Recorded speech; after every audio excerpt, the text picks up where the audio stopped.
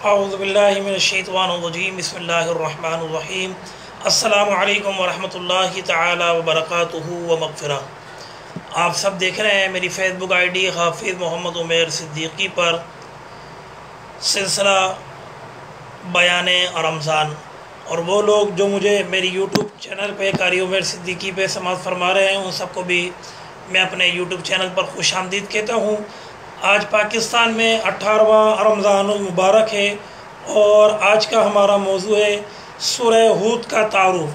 تو انشاءاللہ تبارک و تعالی میں آج آپ لوگوں کو سورہ ہود کا تعارف بیان کرنے کی کوشش کروں گا۔ آخر میں آپ لوگوں کو یہ بھی بتاؤں گا کہ جو قوم ہود ہے انہوں نے کون سی نافرمانی کی تھی اور ان کے قد کس طرح ہوا کرتے تھے، چھوٹے قد ہوا کرتے تھے، بڑے قد ہوا کرتے تھے، کس طرح ان کے قد ہوا کرتے تھے، اور ان پر جو عذاب آیا وہ کس طرح ان پر عذاب آیا۔ یہ تینوں چیزیں انشاءاللہ تبارک و تعالی ویڈیو کے آخر میں آپ سماعت فرمائیں گے، تو لہذا ویڈیو کو آخر تک آپ لوگ دیکھیے گا۔ سورہ ہود قرآن مجید فرقان حمید کی 11ویں سورت ہے۔ قرآن مجید فرقان حمید کی 11ویں سورت جو کہ مکہ مکرمہ میں نازل ہوئی۔ اس کا دور نزول مکی صورت ہے، سورہ ہود مکے میں نازل ہوئی، اور سورہ ہود میں کی آیت نمبر سورہ ہود جو ہے وہ سورت کے حساب سے 11ویں سورت ہے۔ عدد پارہ 11ویں اور 12ویں پارے میں سورہ ہود موجود ہے۔ تعداد آیات اس میں 123 اس میں آیتیں ہیں سورہ ہود میں۔ الفاظ سورہ ہود میں ہیں 1947 اس میں الفاظ ہیں۔ حروف اس میں ہیں 7633 اس میں حروف ہیں۔ اس سے پہلے جو سورت ہے وہ ہے سورہ یونس۔ سورہ یونس بھی مکی سورت ہے۔ اس کے بعد آنے والی جو سورت ہے وہ ہے آئندہ جو اس کے بعد سورت ہے وہ ہے سورہ یوسف۔ سورہ یونس اور سورہ یوسف کے بیچ میں یہ سورت ہے سورہ ہود۔ اب اس کی بات کرتے ہیں ہم اس کے زمانہ نزول کی کہ کس وقت نازل ہوئی ہے۔ تو فرمایا سورہ ہود آیت نمبر 12، سورہ ہود آیت نمبر 17، سورہ ہود آیت نمبر 114۔ اس سورت کے مضمون پر غور کرنے سے محسوس ہوتا ہے کہ یہ سورت جو ہے اسی دور میں نازل ہوئی جس دور میں سورہ یونس نازل ہوئی۔ سورہ یونس بھی مکی ہے، مکے میں نازل ہوئی۔ اس کے بعد سورہ ہود ہے، سورہ ہود بھی مکی سورت ہے، یہ بھی مکے میں نازل ہوئی۔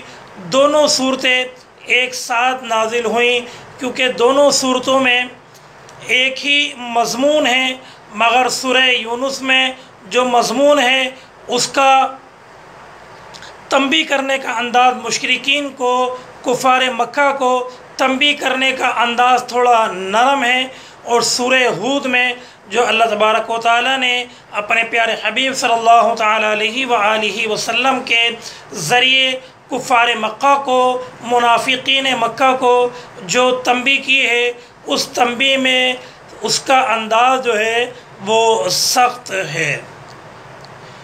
تو اس صورت سے ہمیں آج یہ بھی سیکھنے کو اور سننے کو ملا 18ویں رمضان کو کہ انسان اگر کسی کو تنبیہ کرے تو شروع میں اس کا انداز نرم ہی ہونا چاہیے، بعد میں اگر کسی کو تنبیہ کر رہا ہے، سمجھا رہا ہے، اگر اس کو سمجھ میں نہیں آ رہا تو یہ پھر اللہ کی بھی صورت ہے کہ اپنی تنبیہ میں تھوڑی سختی لانی چاہیے، انداز میں سخت پناہ ہونا چاہیے۔ یہ بھی اللہ تبارک و تعالیٰ کی سنت ہے۔ اب اس سے ایک حدیث شریف میں آپ کے سامنے اور یہاں بیان کرتا ہوں، بڑی معلوماتی حدیث ہے، آپ کے علم میں اضافہ ہوگا۔ حدیث شریف میں آتا ہے حضرت ابو بکر صدیق رضی اللہ تعالی عنہ نے حضور نبی صلی اللہ تعالی علیہ وآلہ وسلم سے عرض کیا کہ یا رسول اللہ صلی اللہ تعالی علیہ وآلہ وسلم، میں دیکھتا ہوں کہ آپ بوڑھے ہو رہے ہیں۔ یہ حضرت ابو بکر صدیق فرما رہے ہیں حضور سے کہ میں دیکھ رہا ہوں کہ آپ بوڑھے ہو رہے ہیں، بوڑھے ہوتے جا رہے ہیں، اس کی کیا وجہ ہے؟ جواب میں حضور صلی اللہ تعالیٰ علیہ وآلہ وسلم نے ارشاد فرمایا، اے ابو بکر، مجھ کو سورہ ہود اور اس کے ہم مضمون صورتوں نے بوڑھا کر دیا ہے۔ یعنی سورہ ہود کے نازل ہونے کے بعد اس کا جو مضمون تھا، جو اللہ تبارک و تعالیٰ نے مشرقین مکہ سے، کفار مکہ سے سختی کے ساتھ جو اللہ تبارک و تعالیٰ نے ان کو تنبیہ فرمائی، تو اس مضمون کے بعد میرے اور آپ کے آقا صلی اللہ تعالیٰ علیہ وآلہ وسلم بوڑھے ہوتے جا رہے تھے۔ اس سے اندازہ ہوتا ہے کہ نبی کریم صلی اللہ تعالیٰ علیہ وآلہ وسلم کے لیے وہ زمانہ کتنا سخت ہوگا کہ جبکہ ایک طرف کفار قریش اپنے تمام ہتھیاروں سے اس دعوت حق کو کچیل دینا چاہتے تھے، اور دوسری طرف اللہ تبارک و تعالیٰ کی طرف سے یہ در پہ تنبیہات نازل ہو رہی تھیں۔ ان حالت میں آپ کو ہر وقت یہ اندیشہ گھلائے دیتا ہوگا کہ کہیں اللہ کی دی ہوئی مہلت ختم نہ ہو جائے اور وہ آخری ساتھ نہ آ جائے، جبکہ اللہ تبارک و تعالیٰ کسی قوم کو عذاب میں پکڑ لینے کا فیصلہ فرما دیتا ہے۔ فی المواقع اس صورت کو پڑھتے ہوئے ایسے محسوس ہوتا ہے کہ اس صورت جیسے ایک سیلاب کا بند ٹوٹنے کو ہے، اور اس غافل آبادی کا جو اس سیلاب کی زد میں آخری تنبیہ کی طرف جا رہی ہے۔ تو میرے بھائیوں اور میری بہنوں، یہ سورہ ہود وہ سورت ہے جس میں اللہ تبارک و تعالیٰ نے قریش مکہ اور منافقین مکہ اور کفار مکہ کے ساتھ سخت الفاظوں میں تنبیہ فرمائی ہے کہ تم بعد آ جاؤ، اس سے پہلے تم پر عذاب نازل نہ ہو۔ اب اس سورہ ہود میں کیا چیزیں اللہ تبارک و تعالیٰ نے بیان کی ہیں، کیا اللہ تبارک و تعالیٰ نے خطبہ ارشاد فرمایا ہے، آئیں سماعت فرمائیں۔ اس صورت میں دعوت یہ ہے کہ اے پیغمبر کے بات مانو، اے لوگو پیغمبر کی بات مانو، شرک سے بعد آ جاؤ، سب کی بندگی چھوڑ کے اللہ تبارک و تعالیٰ کی بندگی کرو، اپنی دنیاوی زندگی کا سارا نظام آخرت کے جواب دی ہی احساس پر قائم کرو۔ دوسری بات یہ فرمائی گئی کہ فرمائش یہ ہے کہ حیات دنیا کی ظاہری پہلو پر اعتماد کر کے جن قوموں نے اللہ کے رسولوں کی دعوت کو ٹھکرایا، وہ اس سے پہلے نہایت برا انجام دیکھ چکے ہیں۔ اب کیا ضرور ہے کہ تم بھی اسی راہ پر چل رہے ہو؟ تاریخ کی مسلسل تجربات قطعی طور پہ تباہی کے راہ چکے ہوں گے۔ تنبیہ یہ ہے کہ عذاب کے آنے پر جو تاخیر ہو رہی ہے، یہ دراصل ایک مہلت ہے۔ جو عذاب کے آنے پر جو تاخیر ہو رہی ہے وہ دراصل ایک مہلت ہے جو اللہ اپنے فضل سے تمہیں عطا کر رہا ہے۔ اس مہلت کے اندر اگر تم سمجھ جاؤ گے تو وہ عذاب سنبھلے نہیں تو وہ عذاب آئے گا جو کسی کے ٹالنے سے بھی نہیں ٹلے گا، اور اہل ایمان کی مٹھی بھر جماعت کو چھوڑ کر تمہاری ساری قوم کو صفا ہستی سے مٹا دیا جائے گا۔ جو ایمان والے ہوں گے ان کو چھوڑ دیا جائے گا، باقی سب کو صفا ہستی سے مٹا دیا جائے گا۔ تو میرے بھائیوں اور میری بہنوں، یہ سورہ ہود کا مختصر تعارف میں نے بیان کرا۔ آخری میں 3 باتیں میں آپ کو بتا دوں۔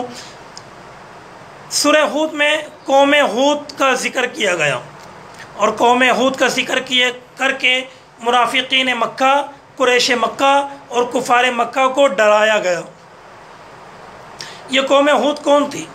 یہ قوم ہود کے لوگوں کے قد جو ہے یہ بڑے بڑے قد ہوا کرتے تھے ان کے، یعنی ان جیسے قد کسی قوم کے ہوئے ہی نہیں ہیں، اتنے قد ان کے بڑے بڑے ہوا کرتے تھے۔ انہوں نے کیا کیا نافرمانی کی؟ انہوں نے نافرمانی یہ کی کہ اللہ کو چھوڑ کے، اس کے پیغمبر کو چھوڑ کے، پیغمبر کو چھوڑ کے، نبی کو چھوڑ کے، رسول کو چھوڑ کے جو ان کی طرف آئے تھے، قوم عاد کی طرف جو حضرت ہود علیہ السلام آئے تھے، حضرت ہود علیہ السلام کو چھوڑ کے قوم عاد نے جو ہے وہ دوسرے خداؤں کو پوجنا شروع کیا، ان کی عبادت کرنا شروع کر دی۔ پھر ان پر عذاب آیا، عذاب کی صورت میں آیا، عذاب اس صورت میں آیا کہ ان پر ایک سیاہ بادل آیا اور اس سیاہ بادل نے ایسی طوفانی آندھی چلائی کہ سب تباہ و برباد ہو کر رہ گئے۔ تو اللہ تبارک و تعالی ہمیں بھی سمجھ اور بوجھ نصیب فرمائے۔ آج ہمیں یہی سیکھنے کو ملا کہ ہمیشہ نیکی کی دعوت دیتے رہیں، برائی سے خود بھی بچیں اور برائی سے دوسروں کو بھی بچاتے رہیں۔ آخر میں میری دعا ہے اللہ تبارک و تعالی میری اس کاوش کو اپنی بارگاہ میں قبول و منظور فرمائے، اور جتنے بھائیوں نے سنا، جو سنیں گے، اللہ تبارک و تعالی ان کو بھی اجر نصیب فرمائے۔